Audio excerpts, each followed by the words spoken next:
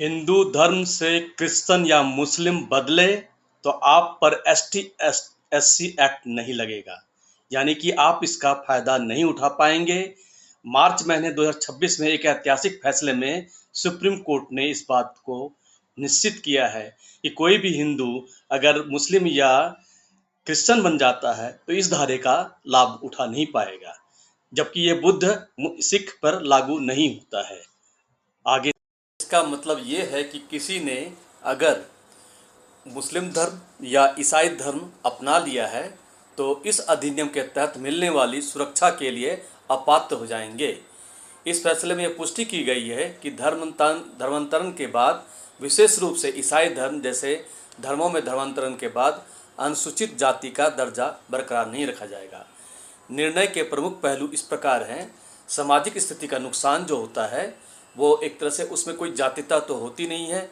जो आदेश 1950 का अनुच्छेद 3 में निर्दिष्ट किए गए हैं, किसी भी धर्म अर्थात गैर हिंदू, गैर सिख, गैर बुद्ध में धर्मांतरण के परिणाम स्वरूप अनुसूचित जाति का स्थिति का तत्काल और पूर्ण नुकसान हो जाता है।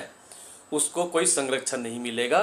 धर्मांतरित व्यक्ति कानूनी संरक्षण के लिए अनुसूचित जाति, अनुसूचित जनजाति अधिनियम का सहारा नहीं ले जा सकता है। इस प्रकार की जो है आंध्र प्रदेश में उच्च न्यायालय ने इस आदेश को बरकरार रखा, जिसमें एक पादरी ने धर्म परिवर्तन किया था, लेकिन फिर भी उसे अनुसूचित जाति अधिनियम के अंतर्गत संरक्षण की मांग की थी, जो उसको खारिज हो गया।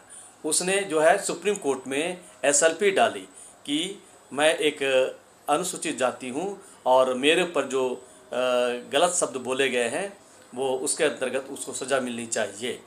लेकिन सुप्रीम कोर्ट ने कहा कि आप प्रैक्टिस में ईसाई हैं और ईसाई यानी कि क्रिश्चियन धर्म में कोई जाति नहीं होती, इसलिए आप किसी भी जाति का फ़ायदा नहीं उठा सकते, इसलिए आपकी एसएलपी जो है डिसमिस होती है। इस फैसले में दोहराया गया कि संविधान प्रावधानों के अनुसार सुप्रीम कोर्ट का दर्जा केवल हिंदू धर्म, सिख धर्म, बौद्ध धर्म को मानने वालों तक ही सीमित है, अन्यथा ये धारा उस पर लागू नहीं लगेगी। धन्यवाद।